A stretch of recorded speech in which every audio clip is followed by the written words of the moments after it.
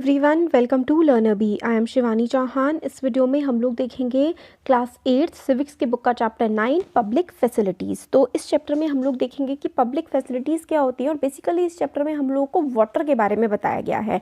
तो देखते हैं कि जो पब्लिक फैसिलिटीज़ क्या होती हैं। पहले तो ये जान लेते हैं, जो भी फैसिलिटी, जो भी चीज़ें सारे के सारे लोग ज़्यादातर यूज़ करते हैं या फिर जो चीज़ें हम लोगों को गवर्नमेंट, हमारी सरकार प्रोवाइड करती है, उसको हम लोग पब्लिक फैसिलिटी कहते हैं।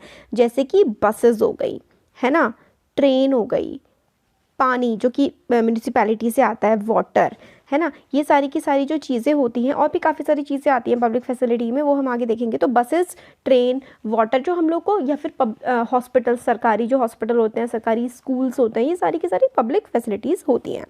देखते हैं चैप्टर में। अमू और कुमार जो है वो ट्रैवल कर रहे हैं चेन्नई में एक बस में।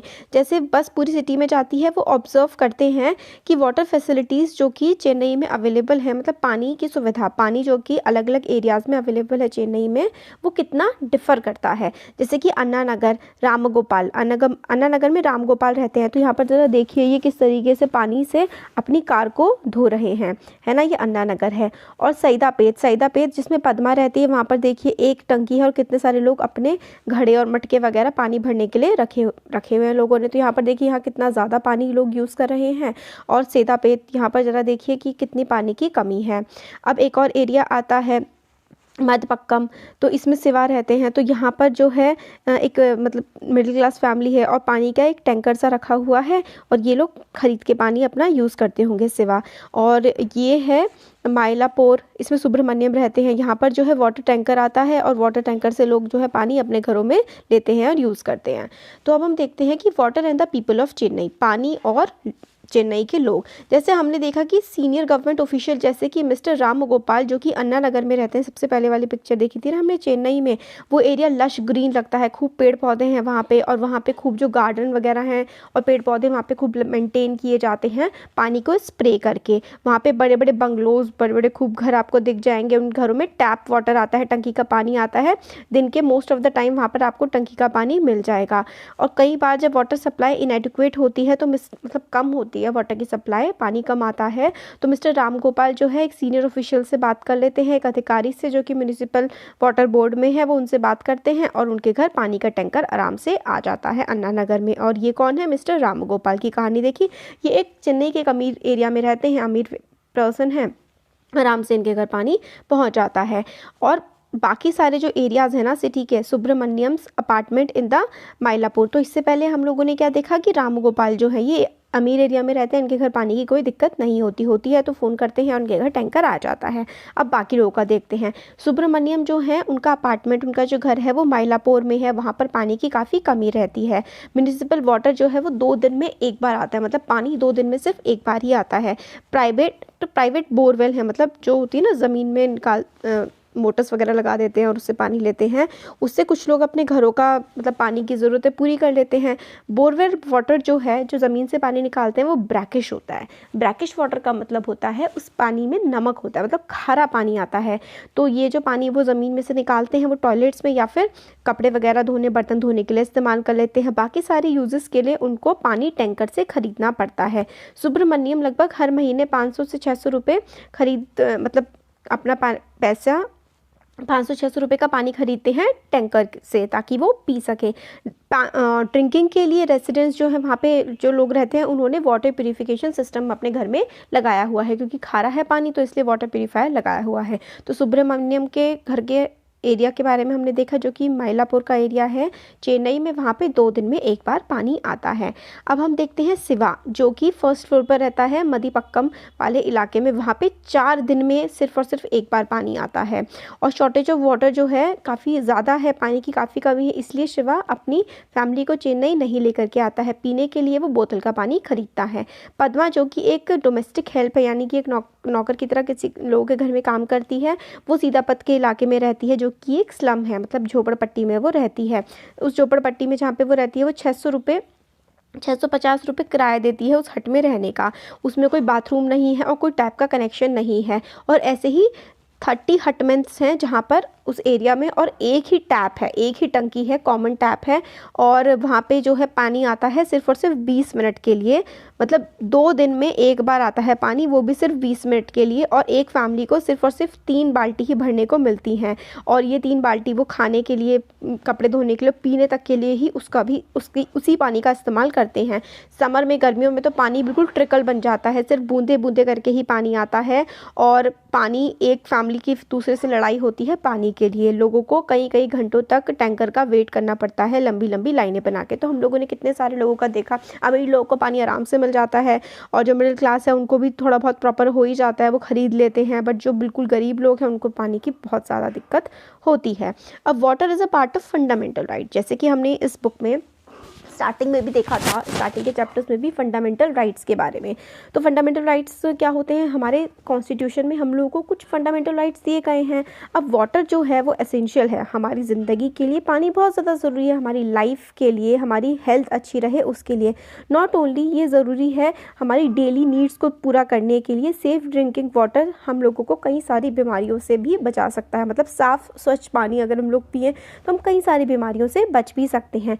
इंडिया जो है उसमें बहुत सारे केसेस होते हैं डाइसेंट्री के, डायरिया के, कॉलेरा के, क्योंकि साफ़ पानी की कमी की वजह से हमारे देश में डायरिया, डाइसेंट्री, कॉलेरा, जैसे कि मलेरिया हो गया ना, चिकनगुनिया हो जाता है या डायरिया हो जाता है, बहुत सारी बीमारियाँ, पीलिया वगैरह काफ़ी बीमारियाँ हो जाती हैं ख़राब पानी को पीने की वजह से।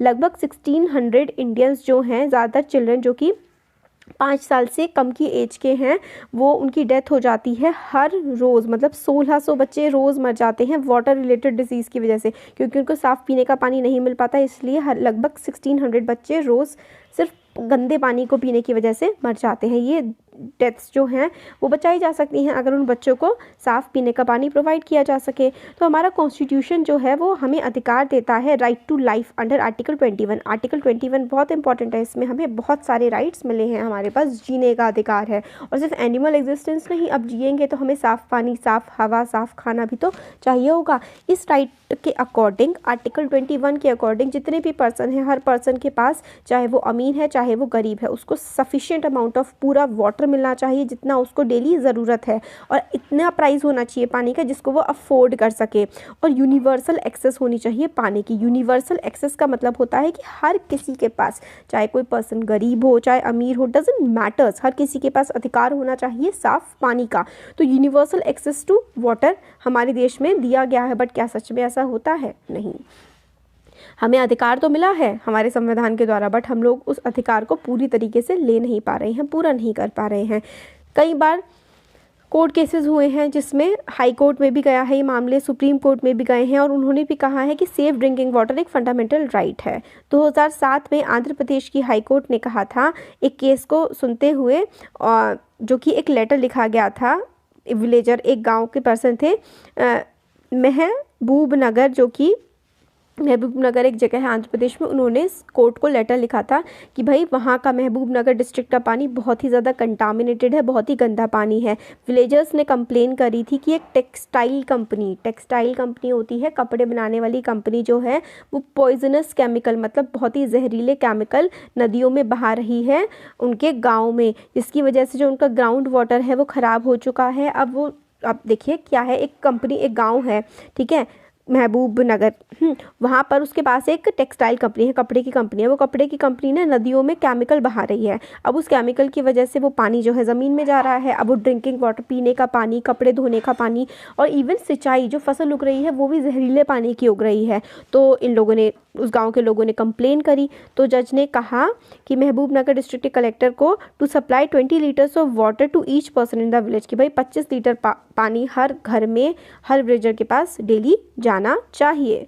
तो यही है right to water entitles everyone to sufficient, safe, acceptable, physically accessible and affordable for personal and domestic use. भाई हर किसी के पास अधिकार है कि उसको सफिशिएंट, जितना उसको ज़रूरत है, बिल्कुल स्वच्छ साफ़ पानी उसको मिले, अपने पीने के लिए भी और घर के काम करने के लिए भी। अब आता है पब्लिक फैसिलिटीज़, जैसे कि हमने इस चैप्टर का नाम ही यही है। अब देखिए SDG गोल, सस्टेनेबल डेवलपमेंट गोल्स के बारे में मैं आपको हर चैप्टर में पढ़ाती हूँ। SDG गोल 6 क्या कहता है? क्लीन वाटर एंड सैनिटेशन, साफ़ पानी और साफ़ सफाई। सैनिटेशन का मतलब होता है स्वच्छता, साफ़ सफाई। पब्लिक फैसिलिटीज़ क्या होती हैं? पानी की तरह ही और दूसरी पब्लिक फैसिलिटीज़ भी होती हैं जो कि हर किसी को जिनकी ज़रूरत होती है। और लास्ट ईयर ही हम लोगों ने पढ़ा था 2 फैसिलिटीज़ के बारे में, एक हेल्थ केयर और एक सैनिटेशन। हेल्थ केयर मतलब हमारी हेल्थ ठीक रहे, सैनिटेशन होता है साफ़ सफाई। सिमिलरली और भी चीज़ें होती हैं जैसे कि electricity, public transport, school, college, ये भी बहुत ज़्यादा ज़रूरी हैं और इन सबको ही हम लोग पब्लिक फैसिलिटीज़ कहते हैं। तो इलेक्ट्रिसिटी हो गया, है ना, और पब्लिक ट्रांसपोर्ट जैसे कि बस, ट्रेन वगैरह हो गया, स्कूल, कॉलेजेस, ये सारे के सारे बहुत ज़्यादा ज़रूरी हैं हमारे जीने के लिए, इसलिए सरकार ये हमें प्रोवाइड करती है और इनको हम लोग कहते हैं कि ये पब्लिक फैसिलिटीज़ हैं। तो इम्पॉर्टेंट कैरेक्टरिस्टिक जो कि होता है पब्लिक फैसिलिटी का, वो ये होता है, facility that is once it is provided its benefit can be shared by many people. तो पब्लिक फैसिलिटी आपने प्रोवाइड कर दी तो बहुत इसके जो बेनिफिट हैं वो बहुत सारे लोग ले सकते हैं। फॉर इंस्टेंस, एक स्कूल अगर आप लोगों ने एक विलेज में बना दिया है तो आसपास के बहुत सारे बच्चे उस स्कूल में पढ़ करके एजुकेट हो सकते हैं। सिमिलरली अगर आपने इलेक्ट्रिसिटी सप्लाई कर दी है तो बहुत सारे लोग उस एरिया के उसका इस्तेमाल कर सकते हैं। फार्मर्स अपने पंप चला सकते हैं ताकि वो खेतों में सिंचाई कर सके। लोग छोटी छोटी शॉप्स खोल सकते हैं जो कि बिजली से ही चले। स्टूडेंट आराम से पढ़ाई कर सकते हैं और ज़्यादातर जो गाँव के लोग हैं, अगर गाँव में बिजली है तो ज़्यादातर लोगों को बहुत ही ज़्यादा उससे हेल्प मिल जाती है। हमारा जो इंडियन कॉन्स्टिट्यूशन है वो गारंटी करता है right to education for all children between 6 to 14 age. तो 6 से 14 साल के बच्चे, हर बच्चे को पढ़ने का अधिकार है। बट अगर स्कूल ही नहीं होंगे, बिजली ही नहीं होगी तो बच्चा कैसे पढ़ेगा? तो इसीलिए एक्टिविस्ट स्कॉलर्स वर्क कर रहे हैं एजुकेशन की। भाई आपने डॉक्यूमेंट तो कर दिया है बट ये हाईली अनइक्वल है। क्यों? क्योंकि हर जगह देश में हर जगह स्कूल नहीं है। अब हर जगह स्कूल है तो भी देखिए प्राइवेट स्कूल्स की जो एजुकेशन होती है वो काफ़ी ज़्यादा बेटर होती है as compare to government schools, है ना। तो इक्वल आपने ठीक है प्रोवाइड कर दिया है राइट, बट ये राइट इक्वली सबको अच्छे से नहीं मिल पा रहा है। तो यही हम इसमें देखते हैं। तो अगर हम लोग पब्लिक फैसिलिटी सबको प्रोवाइड करते हैं तो बहुत सारी पॉपुलेशन को इसका बेनिफिट मिलता है। अब गवर्नमेंट का क्या रोल है? Given that public facilities are so important, public facilities जो हैं वो काफ़ी इंपॉर्टेंट होती हैं। Someone must carry the responsibility of providing these to the people. अब ये जो चीज़ें इतनी इंपॉर्टेंट है तो भाई गवर्नमेंट जो है, समवन जिसको ये फैसिलिटीज़ प्रोवाइड करनी होती है वो होती है हमारी सरकार। मोस्ट इम्पॉर्टेंट फंक्शन गवर्नमेंट का होता है ताकि मतलब कि जो इतनी पब्लिक फैसिलिटीज़ हैं लोगों तक पहुंच जाएं। पीने का साफ़ पानी, इलेक्ट्रिसिटी, सड़कें, है ना, ये सारी की सारी सही से हो, ये सारी रिस्पॉन्सिबिलिटी, ये सारा काम गवर्नमेंट का होता है। हम लोगों ने देखा है कि प्राइवेट कंपनी जो है वो ज़्यादातर सिर्फ और सिर्फ प्रॉफिट के लिए ही मार्केट में ऑपरेट करते हैं। जो भी प्राइवेट कंपनी होती है उनका एक ही पर्पस होता है, ज़्यादा से ज़्यादा पैसे कमाना। आप लोगों ने इससे पहले वाले चैप्टर में स्टोरी ऑफ शर्ट में भी देखा ना कि बड़ी बड़ी कंपनियाँ कितना कितना पैसा कमाती हैं, है ना। तो वही बात है इन मोस्ट, मतलब हाँ, स्टोरी ऑफ शर्ट तो 7th क्लास में थी, उसमें देखा था कि जो छोटे बुनकर होते हैं या छोटे किसान होते हैं उनको कितना कम पैसा मिलता है। और जो बड़ी बड़ी फैक्ट्रीज़ होती हैं, बड़े बड़े जैसे कि, है ना, आपको पता है ब्रांड्स कितना ज़्यादा पैसा कमाते हैं। तो ज़्यादातर पब्लिक फैसिलिटीज़ जो हैं जैसे कि इलेक्ट्रिसिटी प्रोवाइड करना या फिर सड़कें बना देना या फिर पानी प्रोवाइड करना, इनमें बहुत ज़्यादा पैसा नहीं होता है। जिसमें पैसा होता है उसमें तो प्राइवेट प्लेयर्स आ जाते हैं। अब आप ये बताइए कि सारी की सारी नालियाँ साफ़ करने में या फिर एंटी मलेरिया ना फैले ऐसा कैंपेन चलाने में किसी प्राइवेट कंपनी को क्या फ़ायदा होगा? इसलिए प्राइवेट कंपनी ये सारे के सारे काम करने में इंटरेस्टेड नहीं होती है। जिसमें उनको पैसा नहीं मिलेगा, प्राइवेट कंपनी वो काम करने में कभी इंटरेस्टेड होती ही नहीं है। इसलिए जो ये पब्लिक फैसिलिटीज़ होती हैं गवर्नमेंट को प्रोवाइड करनी पड़ती है। कुछ पब्लिक फैसिलिटी जैसे स्कूल खोलना, हॉस्पिटल खोलना, प्राइवेट कंपनी खोलना, प्राइवेट कंपनी भाई स्कूल और हॉस्पिटल खोलते हैं क्योंकि खूब पैसे कमाती हैं इनसे, है ना। बड़े बड़े शहरों में आप लोगों ने देखा होगा बड़े बड़े हॉस्पिटल, बड़े बड़े स्कूल्स होते हैं। सिमिलरली अगर आप किसी सिटी में रह रहे हैं, आपने देखा होगा प्राइवेट कंपनी वाटर भी सप्लाई करती हैं टैंकर्स में और बॉटल में पानी भी सप्लाई करती हैं। तो प्राइवेट कंपनी बड़े बड़े शहरों में टैंकरों में पानी आते हैं, बॉटल्ड वाटर आते हैं क्योंकि उसमें उससे काफ़ी प्रॉफिट होता है। ये प्राइवेट कंपनी सारी की सारी पब्लिक फैसिलिटी इसलिए प्रोवाइड कर रही हैं क्योंकि इनको फ़ायदा हो रहा है और सिर्फ अमीर लोगों को ही देती हैं क्योंकि ये महंगे बेचती हैं। बट ये फैसिलिटी जो है अफोर्डेबल रेट पर नहीं प्रोवाइड कराते। जो प्राइवेट कंपनी होती है वो हर चीज़ मतलब ज़्यादा महंगी ही होती है, उनकी चीज़ें अफोर्डेबल, जो लोग अफोर्ड कर सके। यानी कि जो जैसे कि गरीब इंसान है यार, वो नहीं अफोर्ड कर सकता, उसके पास इतना पैसा नहीं होता है कि वो बहुत महंगी चीज़ जैसे कि 100 रुपये का 1 लीटर पानी या फिर 100 रुपये का 5 लीटर पानी ये गरीब इंसान नहीं खरीद सकता है। इसलिए जो प्राइवेट कंपनी है उनका टारगेट होता है अमीर लोग। अब गरीब लोगों को तो ये सर्विसेज किसको प्रोवाइड करनी पड़ेंगी? सरकार को। तो if you go by the rule that people will get as much as they can pay, तो अगर आप ये सोचें कि लोगों को उतना ही मिलेगा जितना वो पे कर सकते हैं, तो भाई ये सारी की सारी फैसिलिटीज़ आप कैसे सबको दे पाएंगे। और ये तो भाई आप देश के नागरिक हो, सरकार का जो है काम होता है कि देश के हर नागरिक को सारी उनकी बेसिक जो सुविधाएं होती हैं, है ना, मूलभूत सुविधाएं तो हर किसी को मिलनी ही चाहिए, ये हमारी सरकार का काम होता है। तो इसलिए पब्लिक फैसिलिटीज़ जो है मेनली सरकार प्रोवाइड करती है। तो गवर्नमेंट जो को एक एक्टिव प्लान बनाना पड़ेगा ताकि हेल्थ फैसिलिटी जो है पूरी पॉपुलेशन को मिल सके, और जो डिसीज़ जिन बीमारियों से बचा जा सकता है वो सरकार उनके लिए सही कदम उठाए उन बीमारियों की रोकथाम के लिए। अब क्लियरली जो है यही है, इसमें ये बताते हैं कि जो प्राइवेट जो हैं वो प्राइवेट कंपनीज तो ज़्यादा काम करेंगी नहीं लोगों को पब्लिक फैसिलिटीज़ को प्रोवाइड करने के लिए, इसलिए पब्लिक फैसिलिटीज़ जो हैं लोगों के, क्योंकि बेसिक नीड्स बेसिक ज़रूरतें हैं, मॉडर्न सोसाइटी को चाहिए requires that these public facilities are provided so that people's basic need are met. अब जो हमारी सोसाइटी है उसमें सबकी ज़रूरतें पूरी होनी चाहिए, क्योंकि राइट टू लाइफ हमारे संविधान में हमें दिया गया है। हर एक पर्सन जो कि इस देश में रह रहा है उन सबके पास जीने का अधिकार है। तो पब्लिक फैसिलिटी की रिस्पॉन्सिबिलिटी जो है वो सरकार की ही होनी चाहिए, सरकार को अपनी ये रिस्पॉन्सिबिलिटी पूरी करनी चाहिए। ये सरकार का काम है कि हर किसी को पब्लिक फैसिलिटी सही तरीके से मिले, सबको पीने का पानी मिले साफ, सबको रहने की जगह मिले, है ना। तो अब ये अम्मू और कुमार चेन्नई में घूम रहे थे, तो अम्मू कहता है तुमने नोटिस किया कि सैयदाबाद में कितना बम्पी सा एरिया है, वहाँ पे अजीब सा एरिया है, अंधेरा अंधेरा, वहाँ पे स्ट्रीट लाइट भी नहीं है, और इसमें लोग किस तरीके से रहते होंगे, ये अम्मू बोल रहा है। कुमार बोलता है कि आप क्या सोच सकते हो, ये एक स्लम है, यहाँ पर झोपड़पट्टी है, इसमें कहाँ से लाइट होगी। तो अम्मू बोलती है कि क्या स्लम को ऐसा ही होना चाहिए, उसकी कोई पब्लिक फैसिलिटी का उनका कोई हक नहीं है। कुमार कहता है कि पब्लिक फैसिलिटी जो है उन लोगों के लिए होती है जो कि प्रॉपर घरों में रहते हैं और टैक्स पे करते हैं। तो अम्मू बोलती हैं तुम ऐसा क्यों कह रहे हो भाई, जो स्लम में रहते हैं क्या वो इस देश के नागरिक नहीं हैं। कुमार कहता है अरे अगर गवर्नमेंट स्लम वाले लोगों को भी फैसिलिटी प्रोवाइड करने लगेगी तो वो तो बिल्कुल बैंकरप्ट हो जाएगी, मतलब कंगाल हो जाएगी गवर्नमेंट के पास पैसे ही नहीं बचेंगे किसी चीज़ के लिए अगर वो हर किसी को फैसिलिटी प्रोवाइड करने लगी। तो अम्मू कहती है कि गवर्नमेंट को एक तरीका निकालना पड़ेगा, जो गवर्नमेंट मतलब स्लम्स में रह रहे हैं वहाँ पे इलेक्ट्रिसिटी, वाटर, रोड सब कुछ हो, ये सब गवर्नमेंट की तो जिम्मेदारी है, चाहे कैसे भी करे बट गवर्नमेंट को करना पड़ेगा। अम्मू बोलती है कि हमारे कॉन्स्टिट्यूशन रिकॉग्नाइज करता है ये सारी की सारी फैसिलिटीज़, और ये जो इलेक्ट्रिसिटी है, रोड्स हैं, ड्रिंकिंग वाटर है, ये सारा हमारा पब्लिक फैसिलिटीज़ जो है ना, ये जितनी, ये हमारा फंडामेंटल राइट है, हमारा मूल नागरिक अधिकार है, ताकि हम डिसेंट लाइफ, ठीक ठाक लाइफ जी सके।